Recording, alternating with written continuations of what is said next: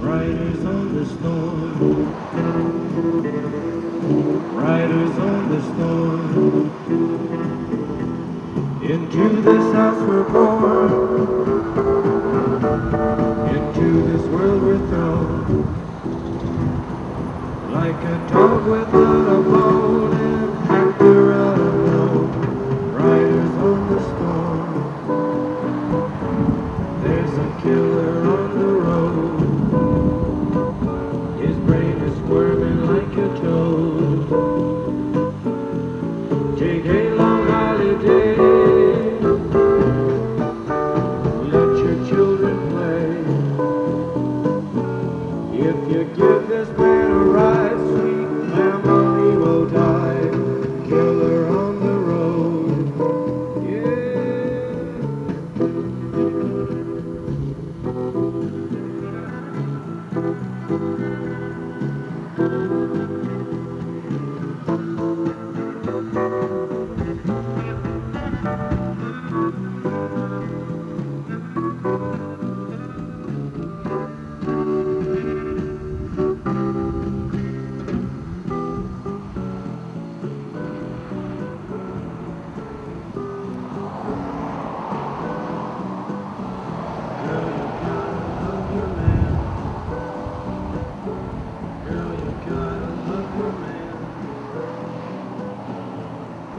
take him by the hand.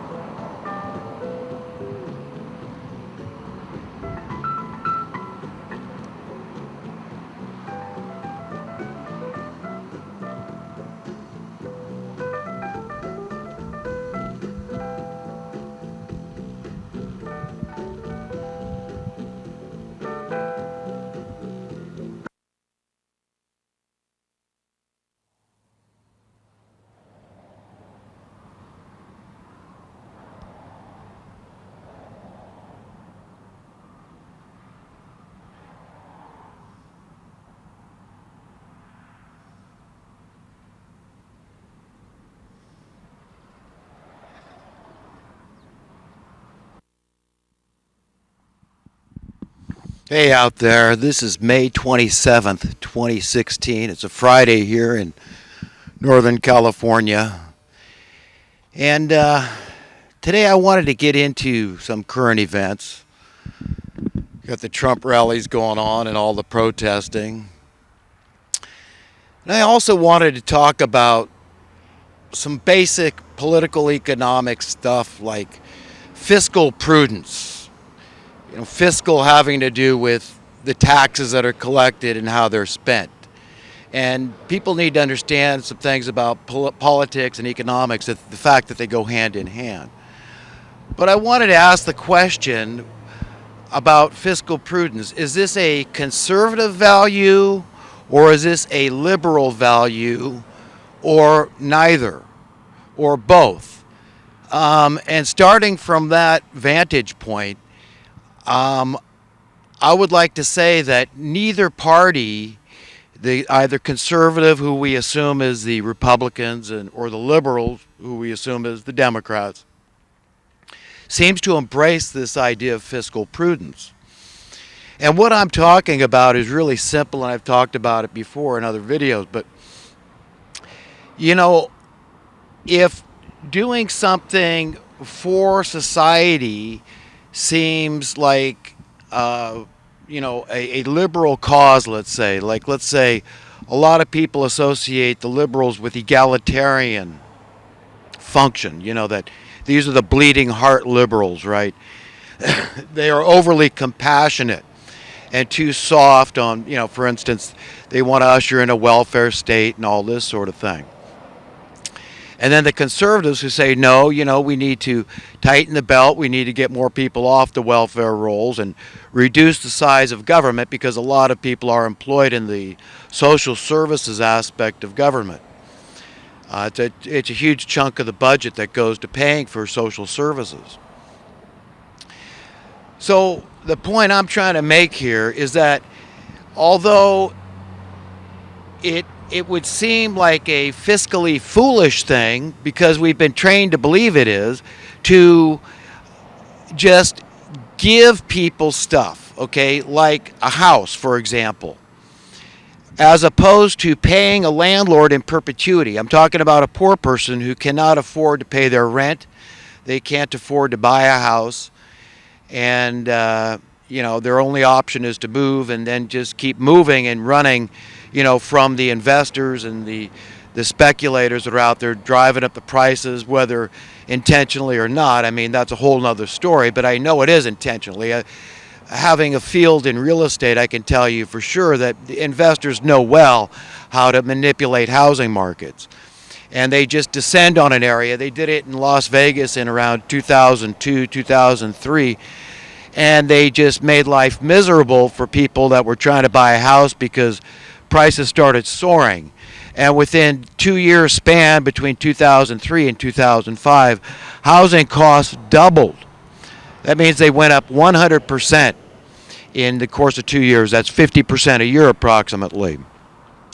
So you can see that this stuff in my mind is criminal. Okay, this is where we need regulation. You need rules that prohibit this kind of behavior.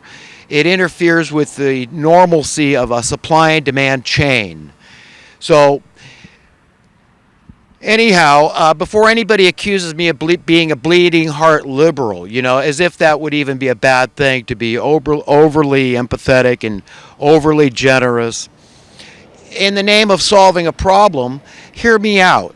If it's logical and if it's fiscally prudent to just solve a problem once and for all, then why on earth wouldn't you do it? What basis, what justification can anybody give me for not just fixing the problem? Now let's take another issue. Let's look at poverty, okay? Poverty in California.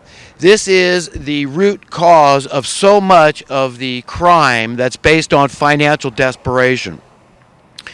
So if you look at all the crime statistics, you'll find that the vast majority relate to people being stressed out financially and doing foolish, stupid things in order to survive. Basically, in their mind, whatever has triggered them to turn into criminals and say, this is the option I have. This is all I see. And so not having been brought up in their shoes, not knowing their background, okay, not knowing anything about that person, we can only judge superficially and say, well, yes, they're wrong for having done this and broken the law, thou shalt not steal and all that stuff, right? So we know that crime isn't right and that I don't condone crime. Nevertheless, the fact is, a lot of people engage in crime, and the root cause of that is financial desperation. Now let me ask you, in the light of the fact that it costs over $50,000 a year in California, over $50,000 a year per inmate for 1 year in prison, would it not make fiscal prudence sense to say, just give away, have this minimum guaranteed income that everybody's talking about these days, and just pay people? Say, look, there's not enough decent jobs out there. You're never going to have anything by working hard. There's not enough hard work to be had out there. And these are your options here. You could be a baseball player and make $10 or $20 million a year, and depending on your contract. But those jobs are very hard to get. You could do this job or that job. It could be presented to people, all the options on the table. But at the end of the day, nobody can choose for another person. what their career is, what different things. I mean, people shouldn't have to be stuck in one career. They ought to be able to learn a lot of different stuff. I myself know many different trades. Nevertheless, the point is that in the name of saving money, okay, whether or not this is a bleeding heart liberal value or not, it makes fiscally prudent and therefore conservative sense, right? Isn't that what the conservatives are always harping on, saving money and cutting spending?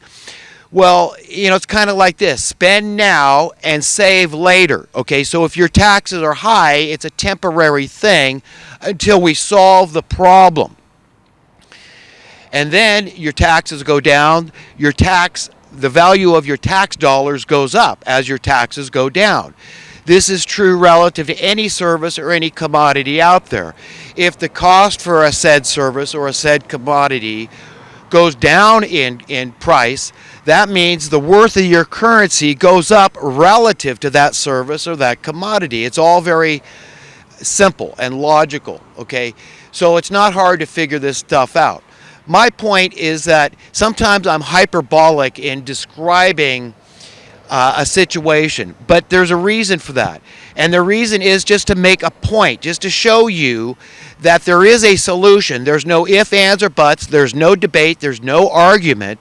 There are clear and simple solutions to many of our social ills. And what I'm talking about here is problems that are preventable, problems that are fixable, problems that are solvable, unnecessary problems in our society. I'm not talking about things like natural disasters. I'm just talking about the stuff that we can fix. But I want to make it clear to everybody that the masters at the top are not conservative, they're not liberal, they're not Democrats or Republicans. They scoff at all that nonsense. They just control the money. Okay, that's where the control is. That's the root control. If the problems ever start dissipating, ever start drying up in our society, these people have a big problem because they'll lose their relevance. We will no longer need them for anything as society solves its problem. We don't need a government at all eventually. Eventually, we wouldn't need money at all as your currency increased in worth so much according to the law of supply and demand. So the biggest threat to the establishment and all the sundry establishmentarians thereof is problems being solved, and that's through sound currency, which would gradually end poverty. It would gradually end wealth disparity, and not by taking from haves, which we're taught through. This is socialism, right? Is you take from the haves and give to have-not. This is the Robin Hood theory, right?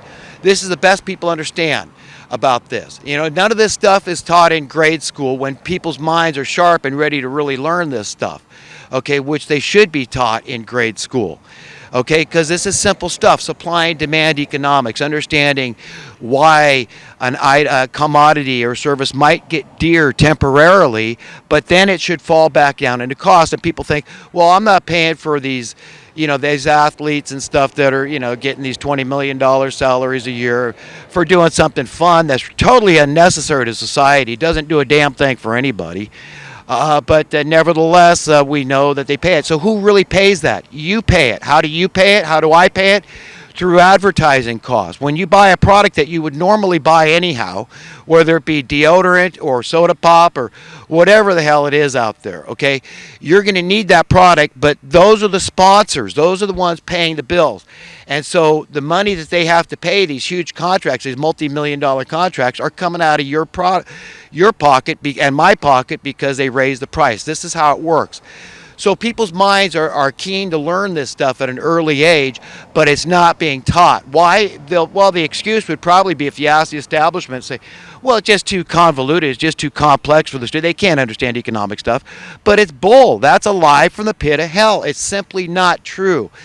This stuff is simply understood, and it should be understood why this is the single biggest threat to the establishment.